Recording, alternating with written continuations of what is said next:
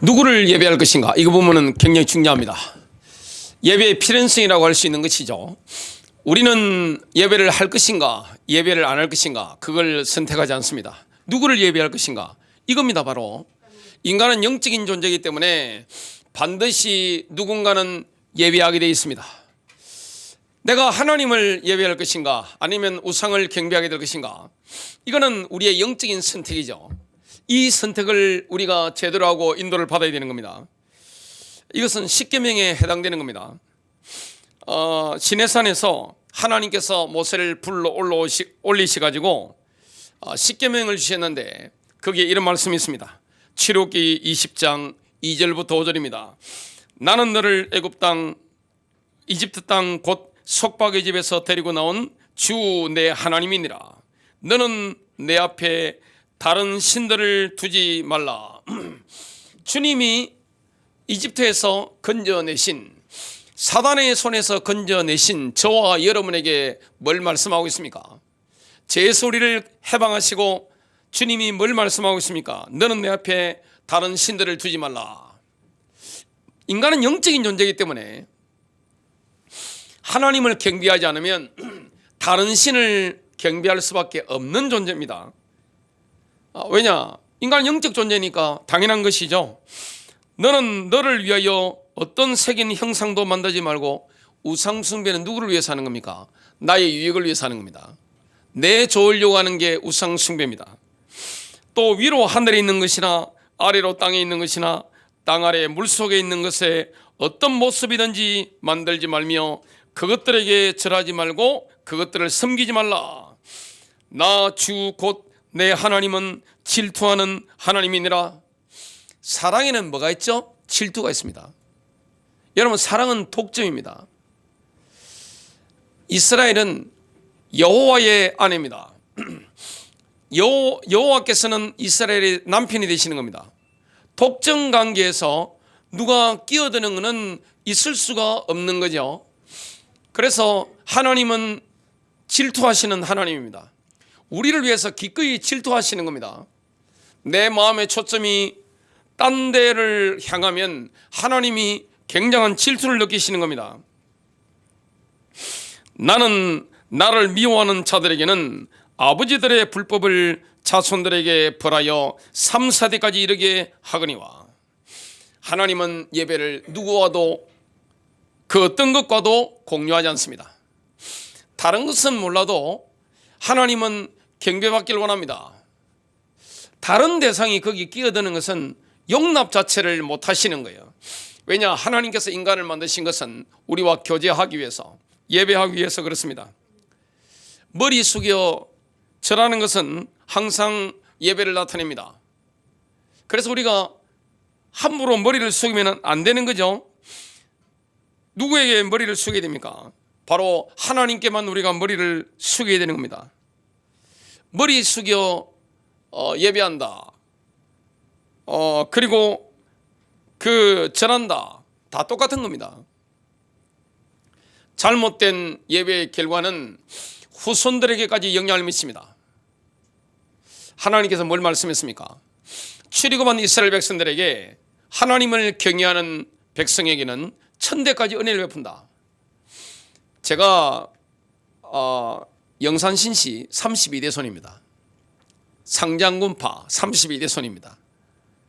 32대 손밖에 안 됐어요. 근데 주님이 은혜를 몇 대까지 주신다고 합니까? 1000대까지. 1000대까지 은혜가 간다는 것은 영원한 은혜죠. 근데 우상 숭배하면 어떻게 됩니까? 다른 신을 섬기면 그 예배 잘못 드린 결과가 3, 4대까지 이르게 한다. 예배 잘못 드리면 어떻게 됩니까? 3, 4대까지 저주를 불러드리게 되는 겁니다. 굉장히 무서운 거죠. 다른 거는 몰라도 우상 숭배의 저주라는 것은 정말 엄청납니다. 아무리 자손들이 잘해보려고 해도 안 되는 거예요. 저주의 그림자가 들어져 있기 때문에 인생의 빛을 보지 못하는 거죠. 첫 번째입니다. 예배는 오직 여호와 하나님께만 드려져야 됩니다. 구약시대의 많은 관습들과 마찬가지로 제사들은 영적인 영역, 특별히 경배와 연관되어 있습니다. 레위기 2장을 보면 소제가 나오는데요. 소제는 곡물로 드리는 제사입니다. 레위기 2장 1절입니다. 어떤 사람이 주께 음식 헌물을 드리려거든 소제 예물을 드린다는 거죠. 그는 고운 밀가루를 자기의 헌물로 삼아 곡식을 곡물로 드리는 건데 특징이 뭡니까? 고운 가루입니다. 그 위에 기름을 붓고 기름을 붓는 겁니다. 고운 가루에 기름을 붓고 유향을 놓은 뒤 유향이 있는 겁니다. 소제의 예물은 음식이나 아주 곱게 간 가루여야 합니다. 소제의 예물은 우리의 삶을 하나님께 제물로 드리는 것의 모형입니다. 하나님은 예배 받으시는데 우리의 삶을 하나님께 제물로 드리는 겁니다. 우리의 삶을 하나님께 드릴 때 우리가 취해야 되는 두 가지의 비유적인 행동이 있습니다. 우리는 그 위에 기름을 부여하고 유향을 올려놓아야 됩니다. 성경에서 기름은 그 예외 없이 성령님을 상징합니다. 성령님을 의미하는 거죠. 그럼 유향은 뭡니까? 유향은 나무에서 나오는 향이 나는 고무입니다. 유향은 자연적인 상태로 있을 때는 별 매력이 없어요. 그냥 회색 액체일 뿐입니다. 그러나 유향은 불에 딱 태우면 예배를 상징하는 아름다운 그 다음에 특별한 향을 이렇게 뿜어내는 겁니다. 성경에서 향료라든지 향기라든지 향을 묘사하는 단어들은 예배를 상징합니다. 우리 자신을 하나님께 드릴 때, 저와 여러분 자신을 하나님께 드릴 때 성령님에 의해서 드려야 됩니다. 또 우리 자신을 하나님께 드릴 때 예배와 함께 드려야 되는 겁니다. 레위기 2장 2절입니다. 그것을 아론의 아들들인 제사장들에게로 가져갈 것이요. 지금 곡물로 드리는 제사, 소제를 지금 말씀하고 있는 겁니다. 그는 거기에서 곧 그 밀가루와 기름에서 한 움큼을 취하고 그 모든 유향을 취할 것이며 제사장은 그 헌물의 기념물을 제단 위에서 태워 불로 예비하여 주께 향기로운 냄새로 드리는 헌물로 삼을지니라. 제사를 드리려면 제사장이 있어야 되죠. 제사장은 제물을 태우는 불에 약간의 가루와 기름을 이렇게 탁 던져야 됩니다. 그러나 이때 한 가지 중요한 요소가 있는데요. 유향을 포함시켜야 하는 겁니다. 여러분, 유향, 이건 뭘 상징합니까? 예배를 상징합니다. 이 유향, 예배는 오직 주 하나님께만 드려져야 되는 겁니다. 지금 보면 기독교에 굉장한 많은 사건들이 일어나고 있죠. 많은 추문들이 일어나고 있습니다. 기독교 영적 지도자들 추문들이 지금 방송이라든지 언론을 통해서 막 오픈이 막 되고 있는 것을 우리가 보게 됩니다. 왜 그런 일이 일어나게 될까요? 추종자들로 하여금 유향의 일부를 자신들에게 바치도록 했기 때문에 그렇습니다. 특히 은사주의가 위험하죠. 굉장한 카리스마가 나타나기 때문에 이 은사라는 게 나쁜 게 아닙니다. 이 성령의 도구이기 때문에 은사를 가지고 있으면 하나님 나라 확장에 유용하게 쓸 수 있는데 그걸 은사주의자들 보면 방송에 나오는 거라든지 책을 통해서 이렇게 보면 또 아니면 가까이 있어 보면 예배 일부를 본인이 받아버리는 거예요. 그러니까 많은 영적 지도자들이 추문에 휩싸이는 것을 보게 됩니다. 깜짝 놀랄 일들이 뭐냐면 유명한 목사님인데 이렇게 메시지를 할 때라든지 이렇게 강의를 할 때 보면 추종자들이 있잖아요. 팬들이 있는데 그 경배를 하나님께만 드리는 게 아니라 이 메신저에게 경배를 막 드리는 걸 보게 되죠. 그 장시간 동안 본인에게 경배를 하는데도 제지를 시키지 않는 겁니다. 그런 분들일수록 추문에 이렇게 휩싸일 가능성이 상당히 높죠. 저 본인들이 평생에 수많은 사람들을 이렇게 교회를 이렇게 이끌었으면서도 나중에 보면 인생 말년에 마칠 때 보면 본인이 쌓아놓은 것보다 더 많이 허무는 것들을 우리가 많이 보게 됩니다. 기독교에 끼치는 해악이 너무나 크다는 것을 우리가 보게 됩니다. 사실 이런 말을 들으면 기분 좋죠. 저한테도 많은 분들이 이야기를 합니다. 목사님, 정말 목사님은 제 평생의 은인이십니다. 오늘 인생 최고의 은혜 받았습니다. 뭐 감사한 거죠. 그게 나쁘다 할 수 없습니다. 감사한 거죠. 그리고 정말 목사를 존경하고 사랑하는 것은 그는 고마운 일이지. 예배의 일부를, 유양의 일부를 하나님께 다 드리지 않고 본인이 이렇게 취해버리면 어떻게 됩니까? 그 본인에게도 굉장히 위험하죠. 그래서 부목사를 그래도 조금이라도 해본 사람들이 목회에 롱런을 하는 이유 중에 한 가지가 뭐냐면 본인이 이렇게 모셨던 분들이 타락하는 것을 가장 가까이서 봅니다. 가장 가까이서 보는데 남들의 눈에는 잘 보이지 않습니다. 그러나 가까이 있기 때문에 보이는 것이 있습니다. 저렇게 예배의 일부를, 유양의 일부를 본인이 받아버리면 상당히 위험할 것인데 이 생각을 하게 되는데 아니나 다를까 나중에 타락하게 되는 것을 눈으로 보게 되죠. 그러니까 그런 부분에 대해서 굉장한 경계의식 이런 것들을 부목사를 하는 사람들은 많이 가지고 있습니다.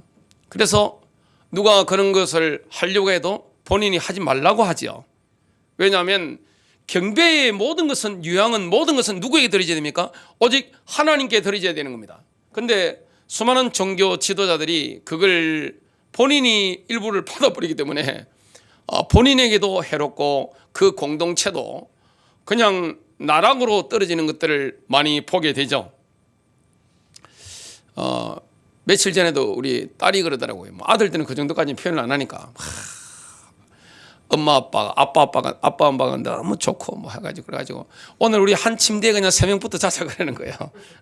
그리고 뭐 겨울 되면 어디 제주도에 엄마는 다리가 아파서 못 가니까 아빠하고 여행을 갔으면 좋겠다 하면서 막 그래 2박 3일 갔으면 좋겠다. 막 너무 행복하겠다. 막 그렇게 돈은 본인이 용돈으로 모아보겠다. 막 그랬는데 얼마나 고마운 거예요. 그죠? 존경스럽고 사랑스럽고 막 하니까 얼마나 고마운 거예요. 성도님들도 저한테 얼마나 잘해 주십니까? 감사한 거죠. 감사한데 제가 우리 딸이 그런 말을 하거나 자녀들이 그런 말을 하거나 하면 한 번씩 우리 가정 단톡방이 있습니다. 카카오톡에 단톡방에는 뭘 올리는가 하면 한 번씩 새벽에 올리는 게 있습니다.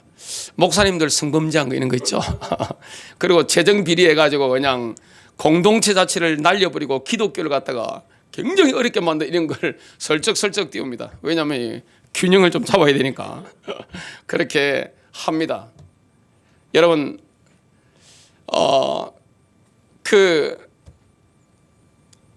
기독교 영적 리더들을 존경하고 이런 거는 좋은 겁니다. 그것 없이 어떻게 교회를 다니고 하겠습니까? 그것 없이 어떻게 우리가 11조 드리고 이렇게 헌신하며 살아갈 수 있겠습니까? 그런데 그 선을 넘어서는 그것은 뭐가 됩니까? 숭배가 되어버리는 거죠. 그거는 리더 자신에게도 좋지 않고 공동체에도 좋지 않은 겁니다. 그 부분을 우리가 봐야 됩니다. 굉장히 이런 부분은 두렵고 떨리는 일입니다. 경배는 오직 누구에게 드려져야 됩니까? 오직 여호와 하나님께 드려져야 되는 겁니다. 모든 영광은 주님께 드려져야 될 줄로 믿습니다. 예배는 인간이 받으면 안 되는 거예요. 오직 여호와 하나님께만 드려져야 되는 겁니다. 두 번째입니다. 예배는 필연적으로 섬김으로 이어지게 됩니다. 우리가 예배를 드리는데 무엇을 예배하든 우리는 궁극적으로 그 예배의 대상을 섬기게 되는 겁니다. 이것은 사탄이 예수님께 말했을 때 뭐라고 했습니까? 엎드려 나에게 경배하라 시험했을 때 예수님과 대화 나눌 때 매우 분명하게 오픈되는 겁니다. 마태복음 4장 8절부터 10절입니다. 다시 마귀는 주를 아주 높은 산으로 데리고 올라가서 세상의 모든 나라들과 그것들의 영광을 주께 보여주며 말하기를 내가 내게 엎드려 경배하면 내가 이 모든 것들을 너에게 주리라고 하더라. 그러자 예수께서 그에게 말씀하시기를 사탄아 여기서 물러가라. 기록되었으되 너는 주 너의 하나님께 경배하고 오직 그분만을 섬기라고 하였느니라 하시니 순서가 뭡니까? 예배가 먼저고 그 다음이 섬김입니다. 우리가 예배를 하게 되면 반드시 그 대상을 섬기게 됩니다. 이게 영적인 원리예요. 예배와 섬김에는 기능적인 연관이 있습니다. 우리가 누군가 또는 무언가를 예배하면 할수록 우리의 삶에 분명하게 나타난 결과는 다음과 같습니다. 우리가 누군가 또는 무언가를 예배하면 할수록 그 사람이나 그 물건에 대한 우리의 헌신이 완전해지는 겁니다. 우리가 하나님을 정말로 경배하게 되면 어떻게 되느냐? 하나님께 전적으로 섬기게 되는 거예요. 하나님께 전적으로 우리가 헌신하게 되는 겁니다. 그래서 예배는요 오직 누구에만 드려야 되는 겁니까? 오직 여호와 하나님께만 드려져야 되는 겁니다. 정말 감사한 거죠. 우리가 할 수 있는 것은 뭡니까? 우리는 영적 존재이기 때문에 반드시 무언가를 예배해야 됩니다. 어떤 대상이든지 뭐든지 예배할 수밖에 없는데 우리가 뭘 할 수 있습니까? 예배의 대상을 하나님에게서 거짓신에게로 바꿀 수 있는 겁니다. 모든 인간은 예배하고 있습니다. 하나님을 여호와 하나님을 예배하느냐 아니면 거짓신을 내가 예배하고 있느냐 내 마음에 꽂혀 있는 게 무엇이냐 이거죠. 인간이 보편적으로 생기는 거짓신의 목록은요 굉장히 실제적입니다. 뭐 뜬구름 잡는 게 아니에요. 인간은 뭘 예배합니까? 거짓신 가운데 넘버원이라고 할 수 있는 게 바로 실제적인 우상이죠. 그걸 보고 성경은 우상숭배라고 합니다. 아무리 미개하더라도 전 세계 모든 나라 뭐가 있습니까? 문화에 뭐가 있습니까? 돌과 나무로 만들어진 우상들이 있습니다. 황금이든 은이든 돌이든 나무든 어떤 문화에 들어가더라도 우상을 섬기게 되어 있습니다. 왜냐? 인간은 영적 존재이기 때문에 하나님을 경배하느냐 아니면 거짓신을 경배하느냐 두 가지 중에 한 가지지 중간은 없는 거예요. 누구를 경배하느냐 이게 중요하게 우리가 봐야 되는 겁니다. 쾌락을 경배하는 게 21세기는 중요한 것이죠. 쾌락주의. 하나님을 경배하지 않고 쾌락을 경배하는 겁니다. 육체적인 욕망과 쾌락을 전문적으로 예배하는 것이 뭡니까? 특히 21세기에는 이게 많아지고 있습니다. 우리의 마인드가 세상 쾌락에 중독이 되면 영적 신경이 마비됩니다. 여러분 영적으로 문둥병자가 되는 겁니다. 내가 세상적인 이 쾌락에 중독이 되어버리면 영적으로 문둥병자가 되어버리는 거예요. 이거 뜨거운 걸 맞아. 제가 금요일 날이죠. 우리 교회 어떤 성도님하고 여기 초탕 제가 사드리라고 같이 갔는데 이 돌솥밥 나오는데 그 대여 가지고 지금 이 화상을 약간 입었습니다. 근데 문둥병 환자는 이게 뭐 아픈지도 몰라요. 저는 뜨겁길래 그냥 탁 뗐습니다. 세상 쾌락에 중독돼 버리면 영적 신경 자체가 마비가 딱 돼 버리는 겁니다. 기도해도 감동이 없어요. 성경 읽어도 감동이 없는 거예요. 그냥 감각 자체가 없어져 버리는 거예요. 로마서 8장 5절부터 6절입니다. 육신을 따르는 자는 육신의 일을 영을 따르는 자는 영의 일을 생각하나니 육신의 생각은 사망이요 영의 생각은 생명과 평안이니라. 세상 쾌락에 내 마인드가 장악되면 우리가 영적으로는 사망하게 됩니다. 영적으로는 죽어버립니다. 아무런 감각 자체가 없는 겁니다. 여러분 시체에 가서 한 뺨 한번 때려보세요. 아프다고 하는 거 아무 감동 없어요. 아이고 아버지, 아이고 여보, 아이고 아버지 막 해도 아무 소용이 없습니다. 아이고 어머니 해도 그냥 있는 겁니다. 차가운 시신밖에 없죠. 우리가요 세상 쾌락에 중독되잖아요. 영적으로 문둥병자처럼 신경 자체가 마비돼 버리는 거예요. 어느 날 보면 교인들 가운데 마비된 환자들이 나옵니다. 이게 신경이 없는 거예요. 말씀을 들어도 아무 감동이 없어요. 성경 읽어도 감동이 없어요. 찬송을 해도 기도를 하더라도 아무런 감동이 없는 거예요. 골로새서 3장 5절은 탐욕을 우상숭배라고 합니다. 여러분 돈을 벌어야 됐다. 그거 자체가 나쁜 게 아니잖아요. 욕망 자체가 악한 게 아니에요. 욕망이 없는데 어떻게 다닙니까? 지금 제 눈앞에 지금 고잔역 지금 지하철 4호선이 보이고 지금 양쪽으로 지금 차가 중앙대로 얼마나 많이 왔다 갔다 하는지 모릅니다. 새벽때 보세요. 야, 그냥 도로마다요. 새벽기도 마치고 운전을 해서 딱 달려오면 어마어마하게 막힙니다. 뭐하러 다니겠습니까? 돈 벌려고. 그게 뭐 나쁜 겁니까? 공부하는 사람들은 한번 보세요. 그 강남에 학원하는 분이 간증하는 걸 들었습니다. 자, 울산 쪽에 공부 열심히 하는 고3들 깜짝 놀랐답니다. 일주일 동안 몸을 안 씻더래요. 머리 떡져가지고 뭐 체육복 같은 거 입고 그냥 하루 종일 앉아 공부만 하는 겁니다. 공부하는 기계로. 그 왜 그렇습니까?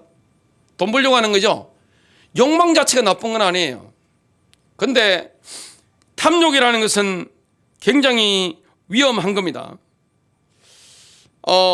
탐욕에 사로잡히면 하나님도 탐욕을 채워줄 도구로 우리가 이용하게 되는 겁니다.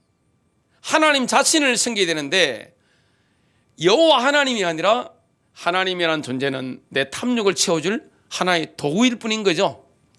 탐욕도 우상 숭배입니다. 그리고 이 아돌프 히틀러라든지 레닌이라든지 정치 지도자를 우상화하는 거, 이것도 우상이에요. 각 나라의 우상화된 지도자들이, 정치 지도자들이 얼마나 많습니까? 굉장히 많죠. 예수님 위에 있습니다. 다 예수 믿는다 그러고 교회 다닌다 그러고 성경 읽고 찬송 부르고 하는데 정치 지도자가 신격화되어 있는 그런 지역들, 나라들이 얼마나 많습니까? 그게 다 우상이에요. 21세기에 뭐가 많이 일어나고 있습니까?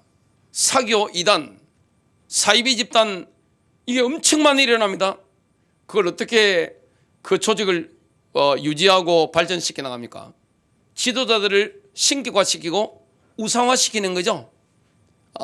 세뇌가 되기 때문에 뭐가 잘못된지 전혀 모릅니다. 인간은 하나님만 경배해야 되는데 이 예배가 필연적으로 성김으로 이어지는 겁니다. 우상숭배라는 것은 굉장히 위험한 겁니다. 마지막 세 번째입니다. 마지막 때는 거짓 경배 시스템을 통하여 인간 역사가 하나님께 대한 거역으로 치달을 겁니다. 마지막 시대에 어떤 전쟁이 일어납니까? 경배 전쟁입니다. 예배 전쟁, 경배 전쟁. 저는 원래 축구를 좋아합니다. 그리고 야구 광해예요. 잠 3시간 자면서 목사고시 공부할 때도 제가 홍콩에 스타TV 갔던 축구 채널을 다 봤습니다. 미친 거죠? 공부를 그렇게 열심히 하고 있는데 하루 3시간 자고 야구를 얼마나 좋아했느냐. 제가 아마 교회 사역자 신학생이 아니었다면 야구장 축구장 많이 다녔을 건데 다 예배 시간을 겹치는 바람에 현장은 거의 못 가봤죠. 근데 유명한 축구 선수, 농구 선수 이런 분들 연봉을 한번 보세요. 천문학적이죠. 엄청납니다. 그리고 유명한 연예인들 돈 버는 거 한번 보세요. 어마어마합니다. 이걸 종교의 개념으로 보지 않고는 이해가 안 되는 겁니다. 실력 차이가 조금밖에 안 나는데 그 위에 있는 사람은 그냥 어마어마한 돈을 갖다 쓸어 담죠. 별로 실력 차이 안 나는데 그 밑에 있는 사람은 밥도 먹기 힘들고, 이게 다 뭡니까? 종교입니다.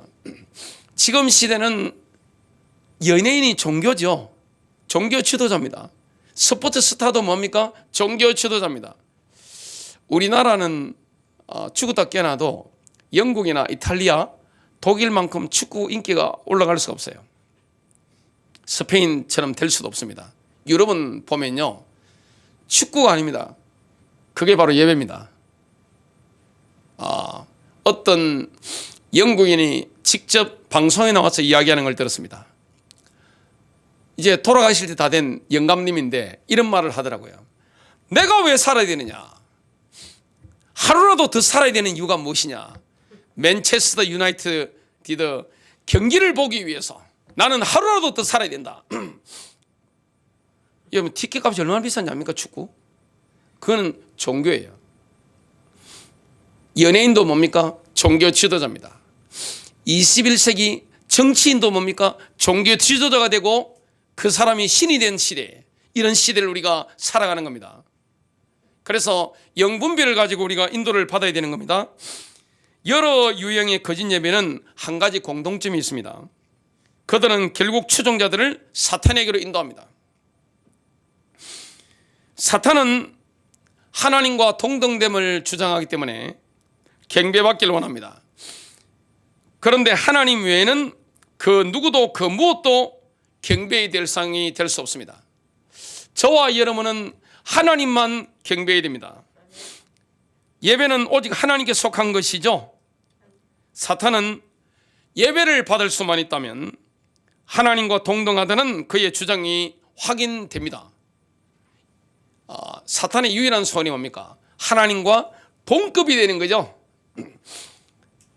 사탄의 입장에서 볼 때는 하나님이 넘사벽에 계신데 교만하기 때문에, 과도한 자존심 때문에 이 욕망이 뭡니까? 하나님과 동급이 되는 게 유일한 욕망입니다. 그럼 뭘 받으면 됩니까? 예배 받으면 되는 거죠. 이사야서 14장 12절부터 14절입니다. 오 아침의 아들 루시퍼야, 내가 어찌 하늘에서 떨어졌느냐? 민족들을 연약하게 하였던 내가 어찌 땅으로 끊어져 내렸느냐?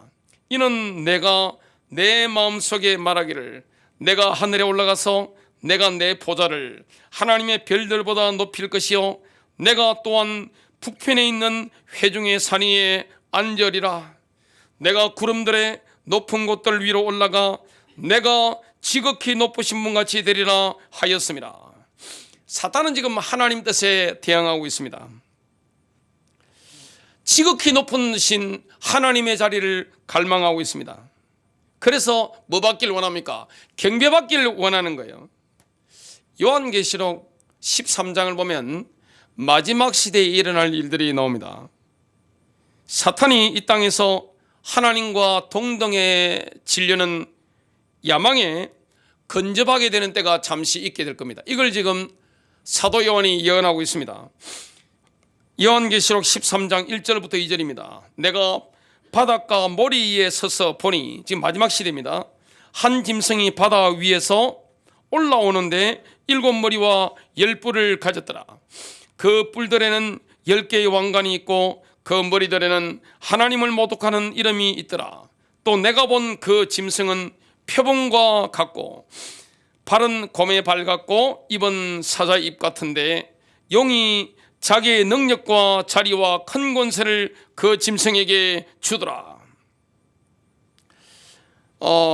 사단이 지금 자기의 능력과 자리와 큰 권세를 짐승에게 주는데 그 결과는 어떻습니까? 용과 짐승에 대한 경배로 나타납니다. 너무나 위대하기 때문에 그걸 경배하게 되는 겁니다. 이게 인간의 심리입니다.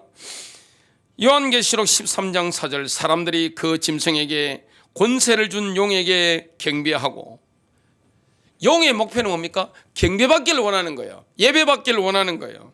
숭배받기를 원하는 겁니다. 그래서 우리가 아름다운 여자 연예인을 뭐 여신이라고 하는데 그래서 그런 말 사실 쓰면 안 되는 거죠. 뭐 축구 잘해도 뭐 신이라고 하잖아요. 뭐 신기 어떻고 하는데 상당히 위험한 거죠. 경배는 오직 누구만 받아야 됩니까? 여호와 하나님께만 돌아가야 되는 겁니다. 인간은요, 누군가를 경배하게 되어 있습니다.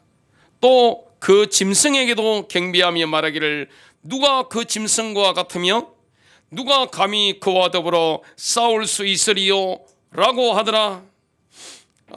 그래서 인간 역사는 하나님에 대한 그 역으로 가는데 그 끝판왕이 뭡니까? 바로 경배입니다.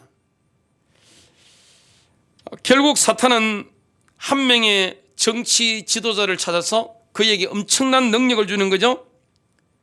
그래서 그 정치 지도자로 하여금 경배를 받게 하는 겁니다.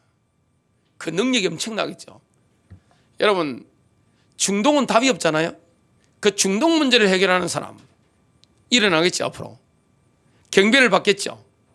전 세계 분쟁지대 지역의 분쟁을 해결할 수 있는 사람 말을 누가 듣습니까? 사람 말은 사람이 안 들어요. 그런데 특별한 능력과 매력이 있어버리면 어떻게 됩니까? 말을 듣게 됩니다. 그 사람 경배 안 하겠어요? 전 세계 언론이 경배 안 하겠어요? 전 세계 민초들이 경배 안 하겠어요? 전 세계 왕들이 뭐합니까? 그 앞에 머리를 숙이죠. 경배하게 되는 겁니다. 그러면서 어떤 일이 일어나는 겁니까? 사탄은 그 정치 지도자를 통해서 자신이 경배를 받는 거죠. 엄청난 일들이 마지막 시대는 일어나게 될 겁니다. 사탄이 경배 시스템을 통해서 미혹하기 때문에 우리는 누구를 예배해야 하는가, 누가 나의 하나님인가를 분명해야 됩니다. 이거 영적인 선택이죠. 예수님께서는 누구를 예배하는가, 누가 나의 하나님인가에 대한 유일한 답을 주셨습니다. 마태복음 4장 10절, 이에 예수께서 그에게 이르시되 사탄아 너는 여기서 물러가라. 기록된 바 너는 주 내 하나님께 경배하고 오직 그분만을 섬길지니라 하였느니라 하시더라. 요즘 제가 축구 보겠어요? 안 보겠어요? 안 봅니다. 나이가 이제 50이 넘었는데 50줄이 들었었잖아요. 인생이 너무 짧더라고요. 야, 내가 이 축구나 보고 야구나 보고, 제가 축구는 굉장히 좋아합니다. 야, 유럽 축구 보면서 그보다가 눈이 높아지니까 한국 축구를 못 보겠더라고요. 유럽 축구 보면 딱 반대편의 선수가 뛰어가는데, 그러면 제가 딱 보고 저도 축구를 한 사람이니까 저 사람한테 윙포드한테 공을 보내면 딱 되겠는데 싶으면 정확합니다. 세계적인 스타 플레이들 보면요, 정확하게 택배 그릇을 다 올립니다. 그러면 그 엄청난 거리인데도 딱 발 앞에 도착을 해요. 그러면 저 뛰어가는 포워드한테 헤딩이나 아니면 앞에 찔러주면 되겠는데 싶으면 정확합니다. 그냥 정확하게 크로스를 하는데 바로 헤딩이라든지 아니면 몸을 날려서 넣으면 되도록, 야, 얼마나 감동되는지 몰라요. 근데 제가 나이가 50이 넘어가고 45살 때부터 내가 이런 거 보고 인생을 소비했어야 되겠냐 이 생각이 들고, 가능하면 성경 봐야 되겠다 싶은 마음이 들었습니다. 주님과 함께 할 건데 제가 공부를 하고 내가 하나님 말씀을 봐야 되겠다 싶어서 제 마음의 경배의 대상은 이제 나이가 들어가니까 하나님만 섬겨야 되겠다, 이 마음이 더 강해져요. 우리가 뭘 경배해야 됩니까? 결론 맺습니다. 우리는 기꺼이 이렇게 말할 수 있어야 됩니다. 나는 하나님을 예배하리라. 나는 하나님만 섬길 것이다. 하나님만 예배하고 하나님만 섬길 것이다. 이것이 우리가 해야 할 가장 중요한 결단입니다. 결단 내리게 되는 겁니다. 여러분, 하나님을 경배하고 하나님만을 섬기게 되면 어떻게 되느냐? 하나님의 복이 임하는 거예요. 천대까지. 제가 영산신지 32대 손인데 천대까지 복을 주신다는 겁니다. 제가 시조님부터 지금까지 32대밖에 안 되는데 천대라면 재림이 오시더라도 뭐 몇 대가 하겠어요? 제 당대 오면 제일 좋고 영원한 거죠. 자손들에게로 하나님 복이 임한다고 주님 말씀하고 계신 거예요. 하나님만을 경배하고 하나님만을 섬기면 주님이 주시는 그 영적인 은혜의 축복, 그 풍성함이라는 것은 너무나 놀라운 겁니다. 나는 하나님만 예배하고 하나님만을 섬길 것이다. 이것이 우리의 영원한 삶을 결정합니다. 승리하시길 바랍니다.